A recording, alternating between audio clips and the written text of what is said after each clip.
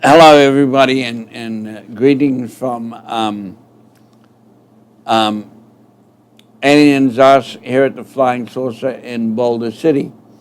Today is Tuesday, 26. Tuesday the 26th of February, and it's about 4:20, 4:30. We're 15 minutes late in starting our broadcast.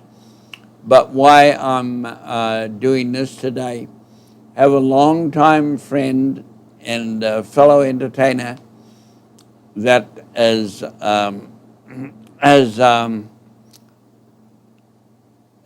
is in a coma, and I'm going to have Sue read the notice that we got on Facebook. All right, this is from Simone, who received the update from Leah.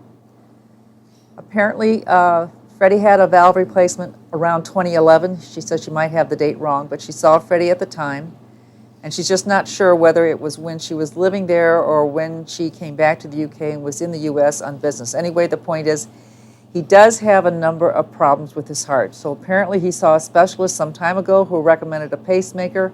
He refused. He was at home, his heart stopped, and there was a gap. And she believes it was while they were waiting for the paramedics and getting him to the hospital, his brain was starved of oxygen for a period of time. He had an MRI today, and I'm going to assume that that's today, the 26th.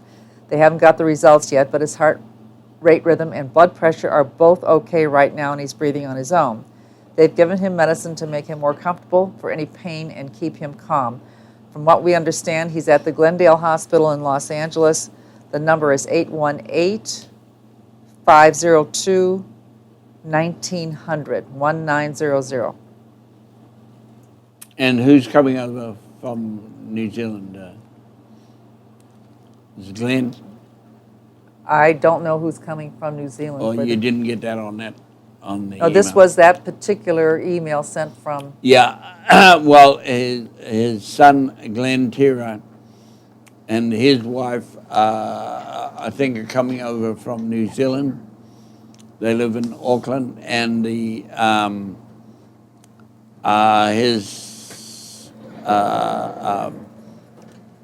I think his daughter, Leah, who lives in the UK, is she may be coming over too, I'm not sure.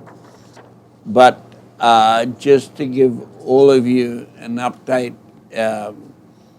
things aren't looking too good. And then I was going to do a little history of Freddie, but I have a lot of things, even though I've known him for years, a lot of things that I'm not too sure about. You just take it for granted and believe that you know everything, but in lots of cases you don't. He started out in 1959, and he was a member of the Maori High Five for about a week. And then he got an offer to go to Australia, and he took off.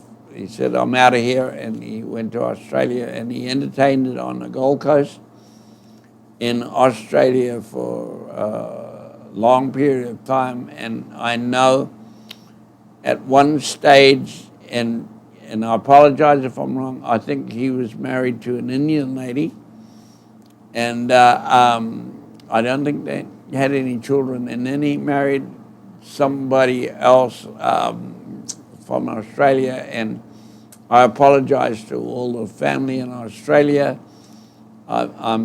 I didn't have time to research this and make sure about. I wanted to get it out today, but believe me, this comes from the heart and knowing an old friend for a long time.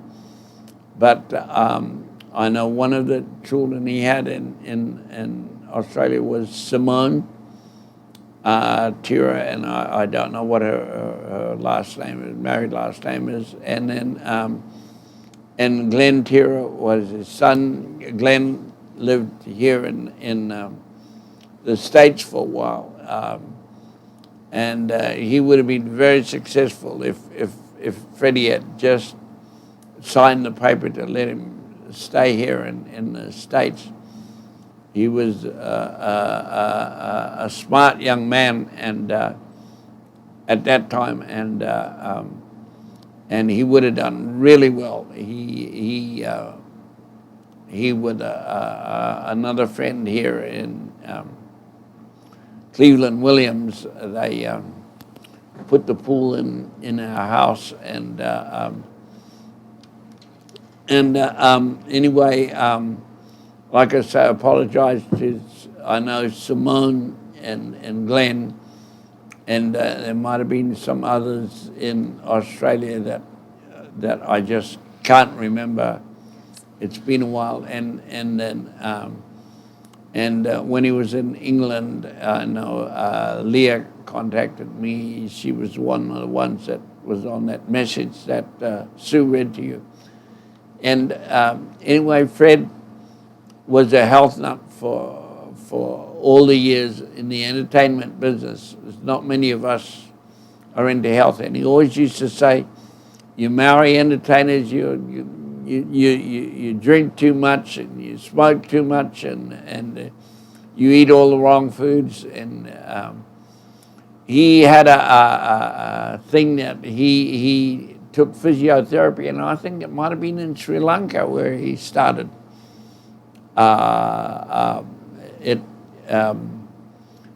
think when and I apologize again. I think when he was married to an Indian lady, and anyway, he started this thing called Polynesian body alignment, and it was very successful. He used to come out to our house with a pole, and he'd walk on your back, but he knew how much weight to put when he'd do ladies, and he'd massage them with his feet.